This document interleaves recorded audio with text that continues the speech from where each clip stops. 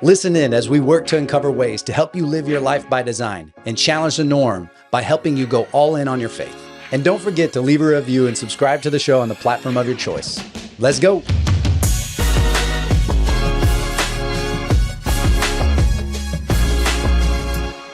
Father, thank you for today. Thank you for another opportunity just to share more about who you are and how you affect our lives on a daily basis. Lord, I pray that you bless this time and bless the conversation. In Jesus' name we pray.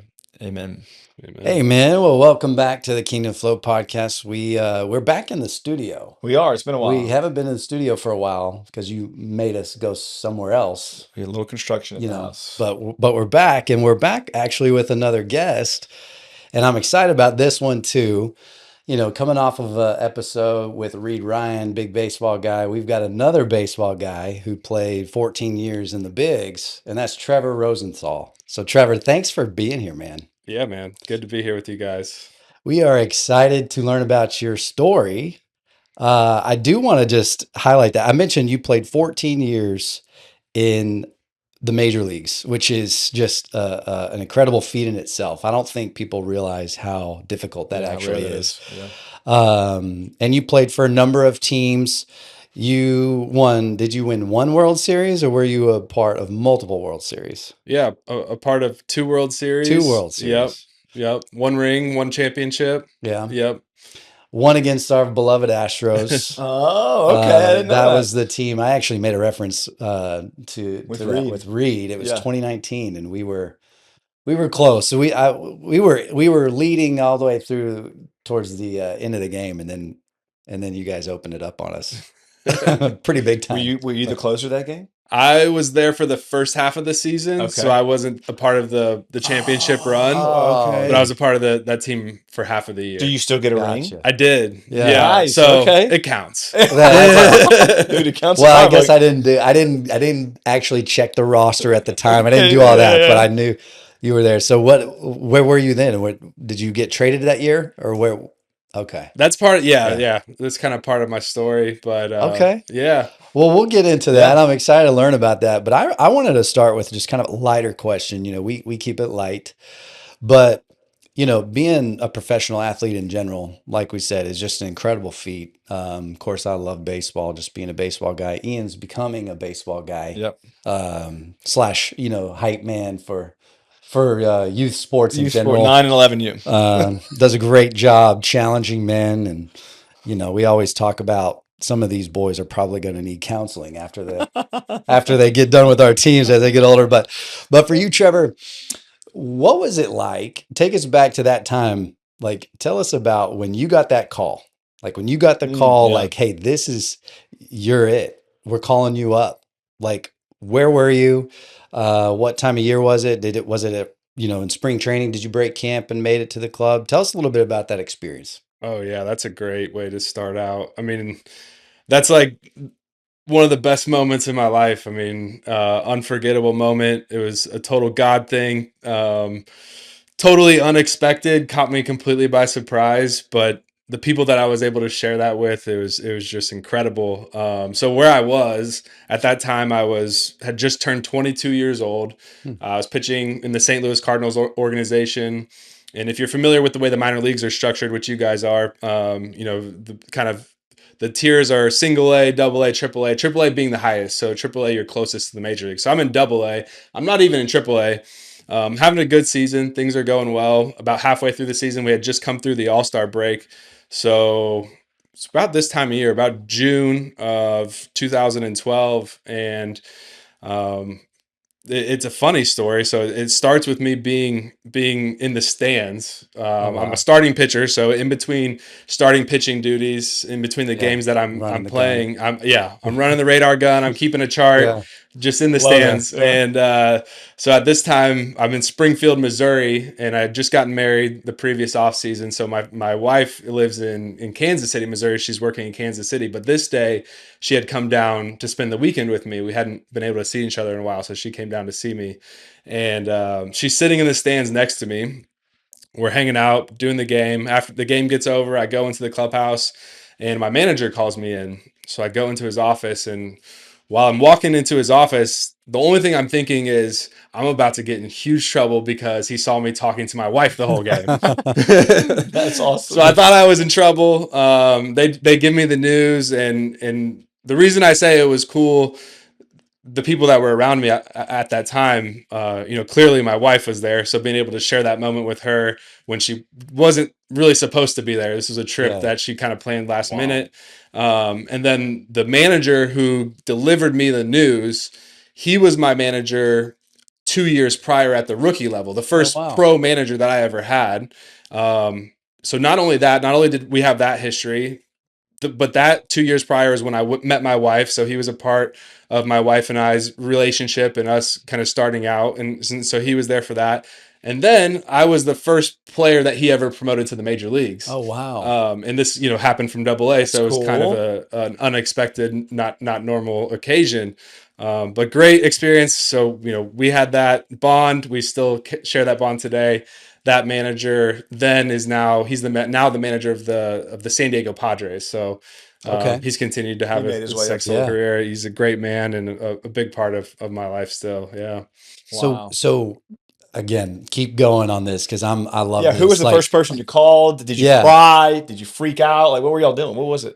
So I didn't believe him at first. It's really it's unbelievable when you think like I'm going to the major leagues. Like, wow. Tomorrow? The first question I asked is like, okay, so what day am I starting? Because I'm a starting pitcher. And there's like, well, no, you're actually going to the bullpen. I'm like, well, kind of want to stay here. I don't really want to go to the bullpen. So that was part of it. And then first person to call was my parents, let my family know what's going on. And it was really cool. They were able to meet me in Milwaukee. So I flew up from Springfield, Missouri early the next morning to Milwaukee, Wisconsin. My family and my close relatives were able to be there for that. Wow. And there was really nothing like it. I mean, it's a surreal experience. And, even up to the point of running in to make my debut, running in from the bullpen the first time, it just feels like you're running on clouds. Like, the most excitement and the most amount of adrenaline I've ever had in my life. How nervous were you when you ran out for the first time? So nervous. Were you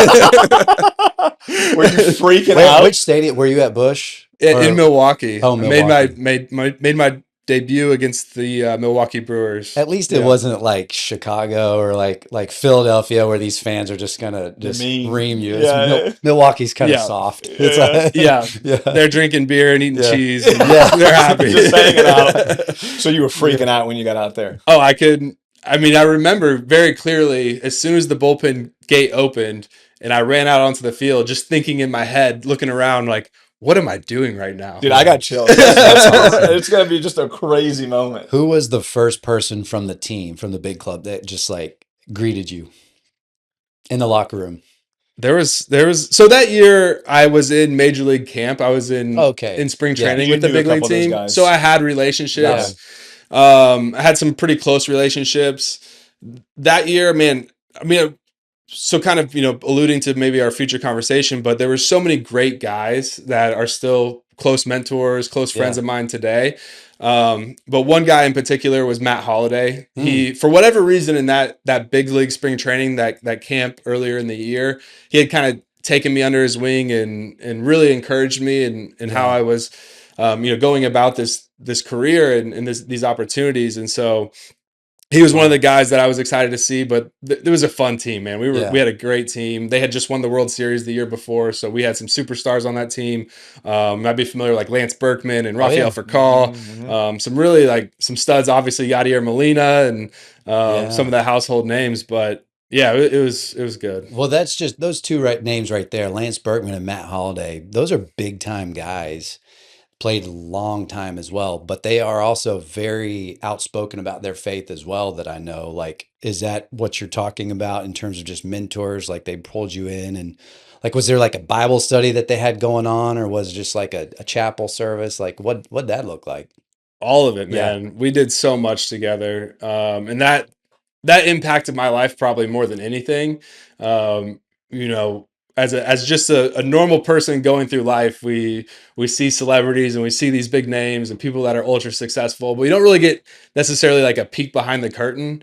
And for me to be on a major league roster, it was like I was getting access to these people's real lives. Like I'm sharing time with them away from our work. I'm sharing meals consistently, spending time in their homes around their families. And it's one thing to talk about what's important and to talk about all the right things and what's going to put you in a good light in the public, but it's another thing to see it lived out and to see the intentionality, the sacrifice, and just the different type of way that a Christian is supposed to live, and to watch them living it out, man, it was so cool. And yeah, we did all the things. We did Bible studies, we broke bread, we spent a lot of downtime together, and it was a lot of fun. Those guys also too, man, some very smart guys and hilarious people. I mean, Lance I can't hang out with Lance Berkman without peeing my pants. I've heard a lot of stories. I've heard a lot of stories about Lance. Just being around Houston, I knew a couple guys who were actually at the Corpus. At the team in Corpus here in AA, and he had done a rehab stint down there and just cutting up and doing all that. Like he was there to, do his rehab, but he was more about like just bringing life into the dog days of summer, as you know. But let's go a little bit deeper on just how God has moved in your life. Like, tell us a little bit about your upbringing, and was your faith always a part of who you are today? And just walk us through what that looked like. Yeah. I'll try and give it like a good summary, but God, my faith has always been there. God's always been a part of my life, and I believe that to be true for everybody, whether you acknowledge it, believe it or not. And I'm so thankful for that. I'm so thankful that God has given me the opportunities that I've had, and continued to provide for me and my family in ways that I could never do on my own.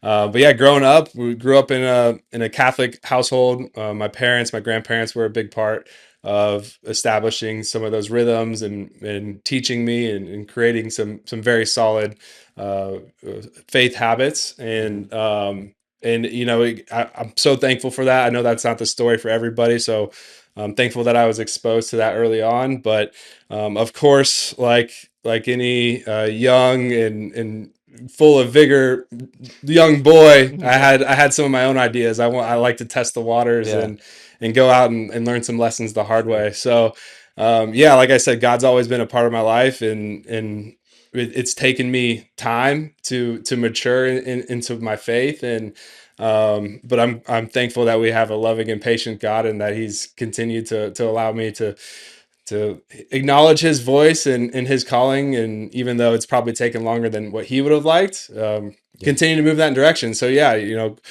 from where I've come from to where I am today, my baseball journey has been a big part of that. The people that were placed into my life, the challenges, the obstacles that I've had to overcome. I didn't always see it in the times that I was in it, of what God was trying to teach me, and why those situations were going to be so important to my development. But looking back now, it's so clear. I mean, it's so clear of how He's used those moments to build me into a man that's godly and that could make an impact for the kingdom. And it's been really cool, man. It's a great journey, and it's my desire just to go closer and closer to God, and to loving others, and loving Him with all that I am and all that I do. And excited about that. And on that note, I think excited that our paths cross, and just being here. So I know Ian and I, we connected just kind of briefly over the phone. It's led to this, but I just want to encourage you guys. I mean, I can clearly tell with all that you're doing, and just from my experience, like I know it's not easy. We all have decisions to make, but it's clear the path that you guys are on, it's for a great reason. So glad to be with y'all. Yeah. Well, explain some of those. So you said a couple struggles. I'm interested, again, not knowing you very well, right? We literally just had our first conversation, I guess 3 days ago, but I think we kind of hit it off. And so what are some of the struggles that you were talking about? What are some defining moments, I guess you would say, that you had to walk through, where you either realized or didn't realize that God was in it in the moment or later on? Yeah. Yeah, some high level notes. I mean, first of all, like getting thrown into a professional athlete profession. I mean, you're exposed to a lot of things where you got to mature really quickly Yeah. and Yeah. make some decisions early on. And so I was 19 years old when I was drafted, and I remember at that time it became very clear to me I'm going to have to make a choice. Like I'm not going to be able to hang out with my friends. Yep. I'm not going to be able to do all the fun summer activities and go out and do things that people my age are doing. I'm going to have to choose a different route. I'm going to have to go to bed early. I'm going to have to start training during, making that my priority, taking care of my body, taking care of my mind, so that way I can make the most of this opportunity. So that was one, I think, early struggle that I was able to identify Yeah. and make a decision. And I was rewarded for that. I was rewarded by being able to grow my skill set, grow my talent, and then make it to the major leagues at an early age. I was called up when I was 22. I think that I want to stop you there. I think it's a great point that we don't really hit on enough. And Trevor, you said it. You were rewarded for obedient actions that you did, right? And a lot of times we look at these things that we do and stuff that him and I talk about that we purposely do on a regular basis, whether it be habitual routine or time with God or anything in between, right? There is a reward for obedience. There is a separation between those that decide to go down this path and those that don't. Yours just happened to be I was able to play in the big leagues for 14 years, right? And that was probably like you're saying, a big defining moment between at an early age going, hey, I want to be able to do all the things that my peers are able to do, but I'm built for different, and I have to look at it differently. Backtrack a little bit. Were you drafted out of high school, or were you a big league prospect early on? Like, did you think you were going to be in the pros, or was it more of like a, like we've heard late bloomers and all of a sudden, you're in it, right? Does that make sense? Yeah. Basically, were you a 9-year-old phenom? or Yeah, right. or yeah, because we got a lot of people that have young kids that probably think that their kids are going to make it, but Do exactly what you did, right? Yeah. Yeah. Yeah, I think so I'm biased. Baseball, I believe, is the best game there has love it. ever been invented. Yeah. So, I have I think baseball is amazing. But one of the things that makes baseball so beautiful is there's no singular story. There's for sure. Yeah. There's the 9-year-old phenoms. There's the guys who never played baseball until they were a teenager, and then there's guys like me who had a decent talent level, but I was very much a late bloomer. I wasn't a top prospect. I wasn't drafted out of high school. I ended up going to a junior college to play an infield position out of high school and wasn't even a pitcher. Pitching really wasn't even on my mind. And halfway through our spring season, I ended up having to pitch in a game for our team. And during that game, I was recognized by a scout that was there watching another player, and that really was the jump off point for my pitching career. So That's crazy. it was very much by accident, very much really overnight. And up until that point, being drafted was really never on my radar. Being a Major League Baseball player was not on my radar at all. I was just living day to day and just enjoying baseball at the junior college level, not knowing what lied ahead. Did you pitch in high school? No, not really. No. Wow. Yeah. That is wild. Yeah.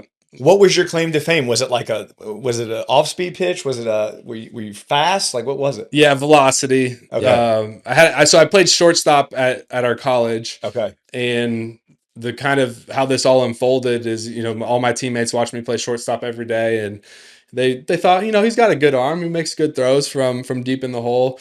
But once I started pitching in games and the scouts were telling us how hard I was throwing, no one believed it, because the scouts were telling us that I was throwing 97, 98 miles an hour. And this had come out of nowhere. I mean, the hardest throwing pitcher on our team might have been barely cracking or touching 90. Yeah. So 98, it's like, who are you? Yeah, exactly. Yeah, where you been? Exactly. Yeah. Well, you're giving yourself not enough credit. You actually touched triple digits when you got to the bigs. Oh, really? So this guy threw 100 miles an hour pretty consistently for a while. Yeah. So That's amazing. that's my main arsenal. Wow. Would have been my fastball. Yeah. Dang. Yeah. That's legit. Yeah. That is really cool. So this isn't just like a guy that just like some random guy. I mean, Yeah. he's a 100 miles an hour. That's 100 legit, miles. There's man. not many people that can do that. It is becoming more and more common these days, but there's still not a lot I of guys saw that can some do that. big lefty the other day. He's playing. This is a squirrel moment. He's got to be 6'4", probably 230. He was throwing like 103. Is it Chapman? Yeah, Or Chapman, Chapman. big boy. I couldn't. Yeah. I That's saw funny that 102, and I'm just like 103. I'm like, what is going on here, man? This is nuts. Chapman's been around for like Yeah. 2 decades at Yeah, this dude. point. Oh, I just saw this new guy. He just came back. It's all right. There goes the show. That's You're okay. right. That's But good. I want to kind of jump back into your story because it sounds like there were maybe some little moments, but maybe walk us through the time when that really shifted, where you were like, man, I really just need to go back and I need to anchor in my faith. Whether it was maybe something that already happened, and so you were kind of past the event and you're reflecting back. But is there that kind of moment where it just really shifted and it's like, okay, this is going to be part of my identity. I'm gonna truly like rest in His presence and do everything I can to just live life by being a follower of Jesus. Yeah, I mean, praise God. Like those moments happen all the time.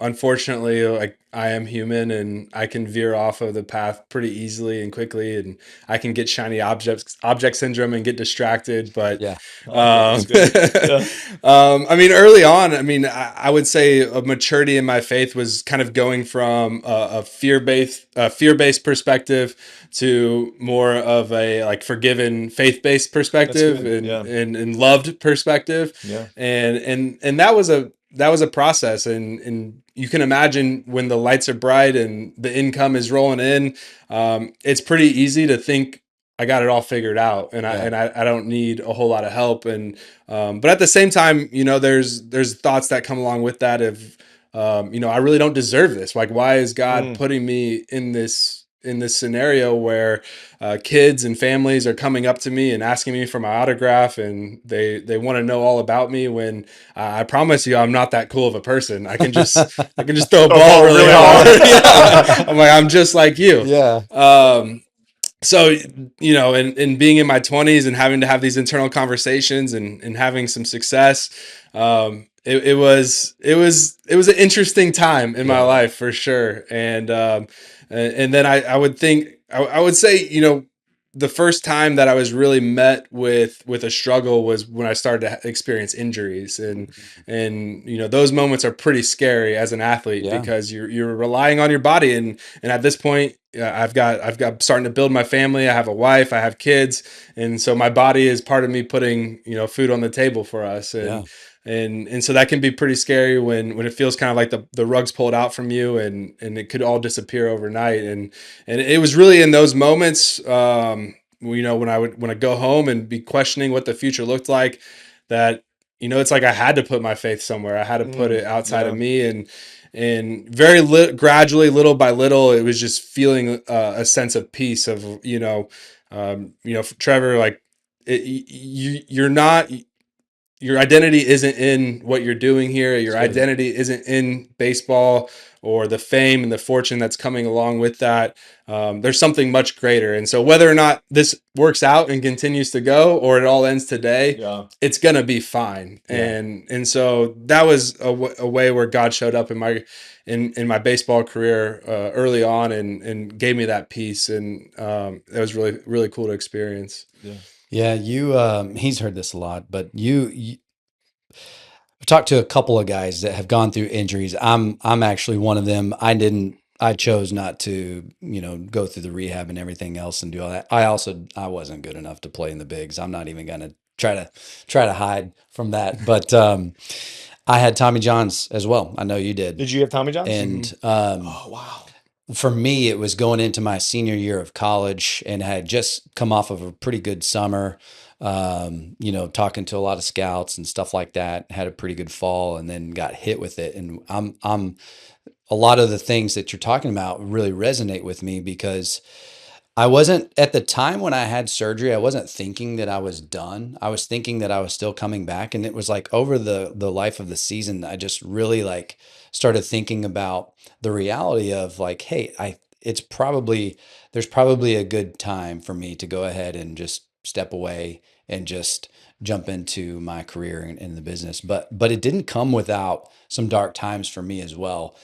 Playing baseball my whole life, and my identity was truly wrapped up in being a baseball player, and I didn't know what I wanted to do. I all I wanted to do was pursue a baseball career, and then that was taken from me. So I really had to go through some soul searching, and I was about 22, 23 years old because of that. So, I mean, talk about some of that, like, because you actually did come back, right? You played for another couple seasons after you had surgery.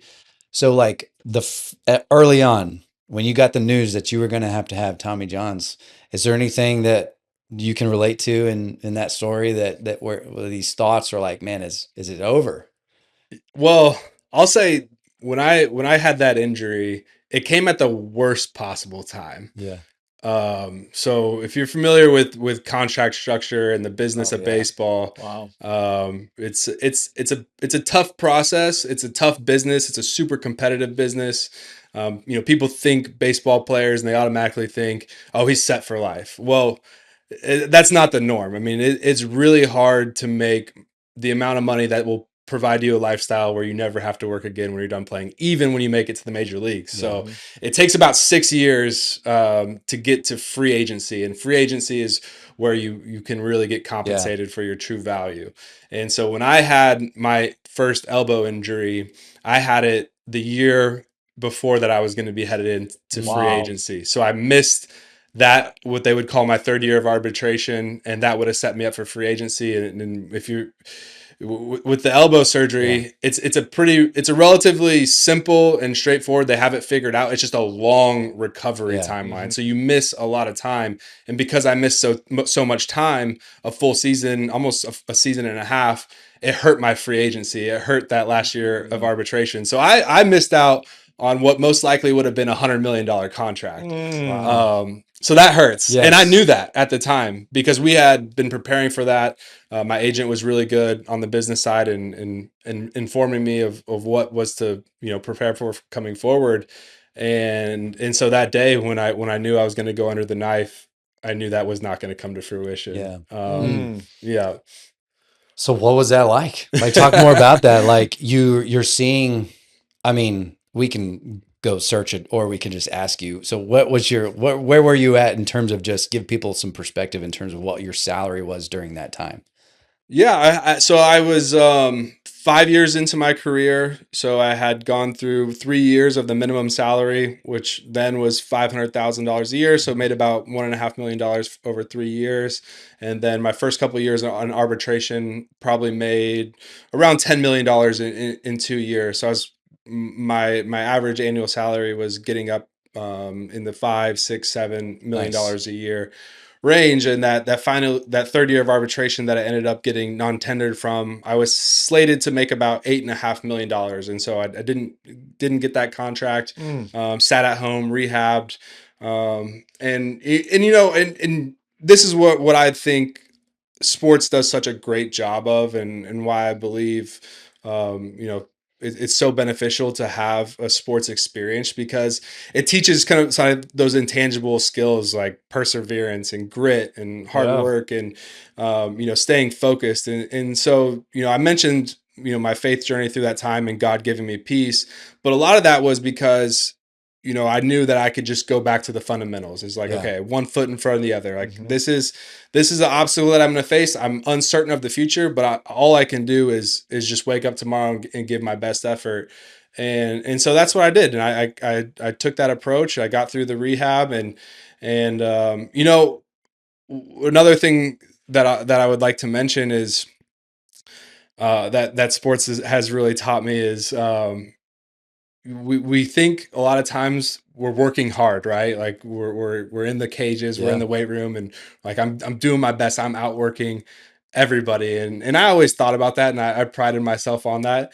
And then as you move up the baseball ranks or any profession, you see other guys that are at a whole nother level that you never even imagined. And so I just want to mention that to put That's that good. kind of like in Absolutely. perspective. Yeah. And I'm sure you guys have experienced Yes. that. Yeah. But through that time, through that year, I worked, I felt like as hard as I could. I poured everything into it. 365, 24/7, everything I was doing, my sleep, my nutrition, it was the best that I could possibly do. And when I came back from that injury, I had an opportunity with the Washington Nationals, like we talked about at the beginning of this conversation. And the reason that I was only there for the beginning of that championship season run is because my performance was not there. I got released from my contract. I had put in about 18 months of work, of what I believe to be the most amount of work and effort and sacrifice that I could be put into it. And it didn't work out. I got released from the contract because I wasn't Wow. performing well enough. Well, and I know Mm. there's probably some people listening, and not to like, I know I would take that deal any day of the week, with just like being able to be in the big leagues. I'll go have Tommy John's 3 or 4 times if I need to just, but like what I think people are missing when they hear that is like, when you look around and you look at the talent that you had and you see all these other guys getting their payday, now they call it getting that bag, there's like this little phrase that they say. And so, you were right there, literally.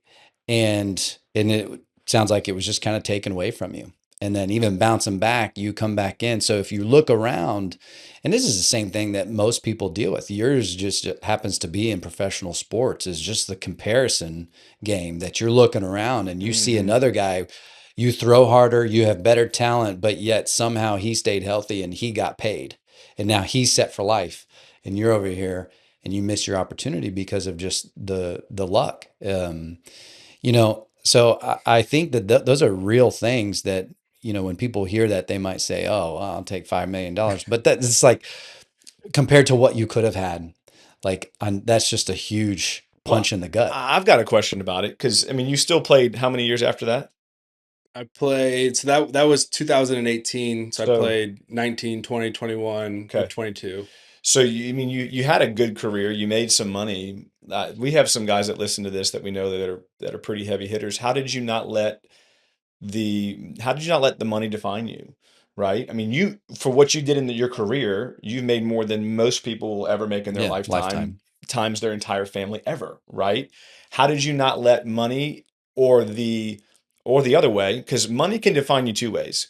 Money can define you by having a lot of it, or money can define you by having lack of it, Mm-hmm. right? It can define you. Mm-hmm. And you kind of were in the middle of both, right? You didn't get the $100 million payday, but you made a lot of money, right? How did you not let that get to you because I know people that make less than that and it gets to their head. And so like, how did you have the ability to not let that take over? Does that make sense? Yeah. Yeah, I mean it's been a journey. Early on I was really lucky to be surrounded by guys who were mature with their education around About money. money Yeah. principles. And so I kind of just watched what they did. And Yeah. the two things that stood out to me were that they lived below their means, really far below their means, and they were generous. Mm. And so those were two things that I just kind of became habits, implemented as habits in my life, because I didn't have an education around Yeah. finance and personal finance in particular. And looking back now, I think that those two principles were a great foundation. That's right. Yeah. And there's always going to be somebody that has more, and there's always going to be somebody that has less. And what I think about comparison, I mean, it's cliche, but it's just a thief. Like it just So good. steals. It steals happiness, joy, but it steals opportunities. And I think when I think about the times when I'm comparing myself to others, it just distracts me from what's right in front of me, Yeah. and I miss out. That's good. Yeah. That's really good. Well, I want to shift it a little bit to the day you hang them up. Okay. It's the last day, right? So we've heard an amazing career. So didn't even pitch, which this story is really cool because I purposely didn't look you up at all because I didn't want to know anything because I wanted to hear the story for the first time. So shortstop in high school has to fill in a college game. pro scout looks at you 97, 98 miles an hour. You didn't even know you were throwing that hard, right? All of a sudden you become a pitcher, get drafted, double A ball, go in the pros, a few years in, major surgery, miss your mark, and then you get to a few more years in you. You got 4 more or 5 more years in you. Go to the day. So we heard the day when you walked out for the first time. What was it like hanging them up for the last time? It's been tough, man. Because It's recent. But how long ago was that? So we're it's 2025 right now. Yeah. In 2023, I signed a contract with the Detroit Tigers. Okay. Went into camp, had a really good spring training. Was headed up to the big leagues. I was just scheduled to pitch in a few games at AAA before I went and joined the big league club. So I head up to Toledo, Ohio, to pitch for the Toledo Mud Hens, AAA for the Detroit Tigers. Super fun place, great league.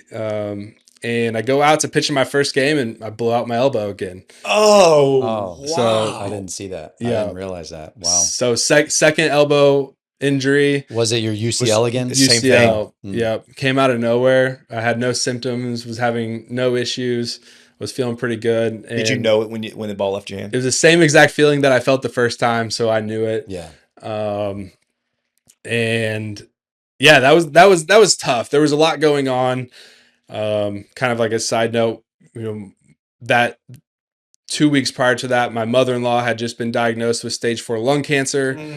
So there were some personal things going on in the background, and it was just rocky waters. Wow. So it ended up being a little bit of a blessing in disguise. So I had the injury. I was able to go home, spend time with my wife and her mom for a little while. And then I decided the team doctors, my agency, we decided to try and go ahead and avoid surgery and rehab it and see if I could come back. So I spent the next 2.5 months doing rehab, trying to come back from the injury. That was not successful, and had surgery again for the second time mid 2023. So from that point on, we were heading into 2024. Last year, I had been training. The plan was to come back, and I got to a point in July last year where I just kind of made the decision. My body wasn't feeling great. I was really enjoying my time at home, and was asking my wife, which I'll say my wife's incredible. I would ask her almost every day, like, what do you think I should do? Should I hang him up? Should I try something else, or should I go for it? And she responded in a way that I didn't expect her to respond. She just told me, I can't make that decision for you. Like that's for you to make. I support you either way. Which I didn't want that response. Yeah, I want her to tell me what to do. Yeah. Because I trust her. Like she's very wise and gives good advice. But that season ended last year. I didn't come back, and here we are in the end of May of 2025, and it's still kind of I haven't made any efforts to try and play anymore. So I haven't officially retired. Okay. But I mean, I'm not coming back. You're not going. Yeah. So it's been a heck of a journey. Yeah. And one like you kind of talked about in your story, Kyle, with your identity and really being awoken to some things that you can't avoid. I mean, while you're in whatever it is that you're doing, you can say it's not your identity, but when it's taken away, that's when you're really shown what it meant to you. And so it's been a cool process. And that's kind of where I'm at today. So are we on record as being the the breaking news? Official? Are is this going to be on ESPN? What do you think? Yeah, I mean, I wouldn't say I'm official, but it's you're leaning that way. Yeah, 100%. Yeah. So that's. Thank you for sharing that. Yeah, thank you for sharing that. Seriously, thank you. I didn't realize that you had that a second time, and in a way, it's like that's kind of what probably has left you a little bit hanging, because you didn't have this retirement tour where guys who've been playing a long time, we've seen it now, they go and they get a gift from every major league team, and thank you for playing against us for 20 years and all that. And in your case, you didn't have that. And most guys don't. Most guys don't. But again, it's the comparison side where 14 years. Man, it's a long time. That's a long time, and you had what people also don't realize is the amount of like, once you get to the bigs, I mean, baseball in general is such a small world. I mean, we've already, kind of established that with just some connections just with your junior college days, but even just like, and then you get to the major league and it's just even smaller. So you have this community of guys around you on, in the minors still or on other teams and everything else. So you really like, it's not just that you're a baseball player. These guys are some of your closest relationships outside of your family and your wife. And so you're kind of like detaching yourself a little bit from that, right? Yeah, So yeah. It's a scary world. I think one thing that you'll hear from people is it's you're really important one day and then it's like a switch flips and you're Wow. not important at all the next day. I mean, your Yeah. phone literally stops ringing. Yeah. The people that were calling you every single day to check in to see how you're doing, you no longer hear from, and you're lucky if you can get them to answer your calls. Yeah. So it is a pretty drastic switch. But again, I mean, if you look at it through the lens of what God's doing, there's going to be some incredible opportunity, going through those moments for sure. Yeah. So let's talk a little bit more on it. We're running out on time, but I want to talk a little bit more about your relationship with your wife, because she was with you before you made it, which says a lot. Does say a lot. Yeah. Talk about, maybe give us a high level. What that look like with y'all's relationship? Like, was she traveling with y'all? I'm always curious with this. I know guys do it different all the time, and if they don't have kids, it's easier for them to travel with the team and do all that. What was that like for you guys in your relationship as a married couple? Yeah, I'm glad you asked about her. I mean, I think she's the best person in the whole world. I'm super thankful to have her in my life, and she happens to be very beautiful. So That helps. Yeah. that's probably the thing I like the most about her. Yeah. How long have you been married? Be 14 years this year. Okay, 14. Yeah, 14 years. And 3 babies? We have 3 babies. Okay. Yeah, 3 daughters. Which, some days they bring me a lot of joy, some days not so much. All of us, my friend. It's hard. Being a parent is hard. But yeah, she's always been there for me, and it was cool that we had our relationship built before there was any fame or fortune. I'm not sure how much that factors in. I mean, I'm actually pretty certain that wouldn't have affected her viewpoint on me at all. Yeah. She views me in a different light, but she was always there. She was really supportive, early in my career before we had kids, especially. And while our kids were still young, it was a lot easier for her to just hop on a plane, come on road trips, spend extra time with me. And then as our kids at the latter part of my career got a little bit older and had more established schedules, activities, school, it became a little bit harder for them to be there all the time. So we cherish those early days. Those are some really cool, fond memories that we have of spending time together, traveling on the road. We have a lot of pictures to remember them too. So, but no, she's always been my biggest supporter.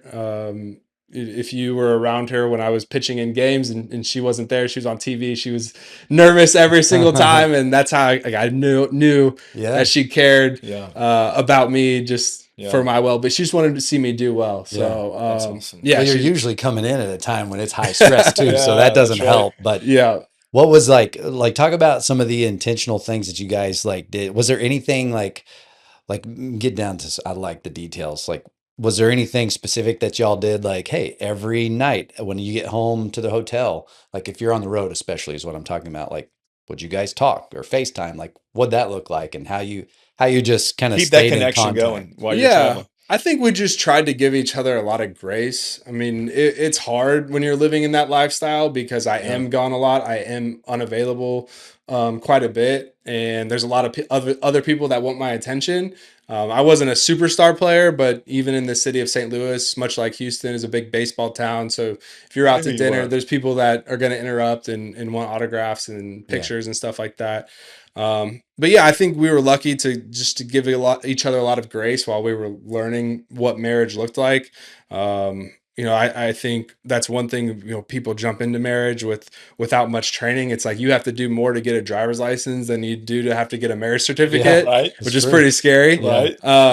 So yeah, we've learned those rhythms as time's gone on, but I think grace just looks like, it's good. If things don't go my way, like it's not my wife's fault. It's not for me to inform her. Yeah. Like, she's smart, competent, and a driven person on her own. Yeah. She doesn't need my help to be successful. So just trying to take an attitude of support and happiness, and you know, she was great at instilling that for me. Like, I had to learn that aspect from her, because I'm a little bit more hard-nosed, a little bit more driven, direct. If things aren't exactly how they should be, we need to change them now. Yeah. So that, you know, those are skills that I had to learn early on. But yeah, we tried to, you know, if we weren't able to celebrate a birthday or an anniversary on that day because of whatever conflict, we'll make it up later. Like, we'll figure it out. But at the end of the day, like, we're just going to be there for each other no matter what. That's great. That's really cool. So as we're wrapping up, and we won't be too much longer. Yeah. I got 2 more questions for you. And the first one seems to be slightly developing as we go on, but what's next for Trevor? Yeah. What's kind of down the pipe? And then number 2, what are you passionate about that either myself and him or others should be talking about? What's a passion point for you? So what's going on with Trevor coming up? What are you kind of middle of retirement life? What does the horizon look like a little bit in the near future? And then what's a passion point for you that people need to talk about? Yeah. Well, thanks for asking, and thanks for spending time with me today. First of all, I mean, this has been so cool. I'm very encouraged by you guys. Hopefully this is the beginning of a fun relationship. Yes. You know, one thing that's interested me for the last few years, and we've talked about this, Ian, is just entrepreneurship, business. It's fascinating to me. One side of it, I just see how the world works, and how everything is kind of tied to how you create value and how you get rewarded by creating value. And so those aspects of business and entrepreneurship are interesting to me. The things that I think align with my values with entrepreneurship is, you know, being a leader, having responsibility, having you know, some weight to carry above and beyond just showing up, and so those, and along those lines, I think the responsibility creates influence and impact, and that's something as a professional athlete I've been accustomed to and have seen. You know, putting on a St. Louis Cardinals jersey, it's not about Trevor in the jersey. It's about what that represents and how people are attracted to that, and so that platform that enables to influence other people, it just really excites me. I'm hoping to get into the business world. That's kind of filtered me down to the franchises and looking at different franchise models to have a playbook, have some support, have some community built in instead of starting from zero. Man, the more I've gone down this path of business, so much respect for business owners. It is hard out there. It's another game, man. It's another game. But I'm competitive and ambitious and self-driven, and so it checks a lot of those boxes. That's good. I might be crazy for that. Maybe we'll talk later about it. But yeah, I think something, you know, to answer your question about what I'm passionate about and what I think we should be talking about.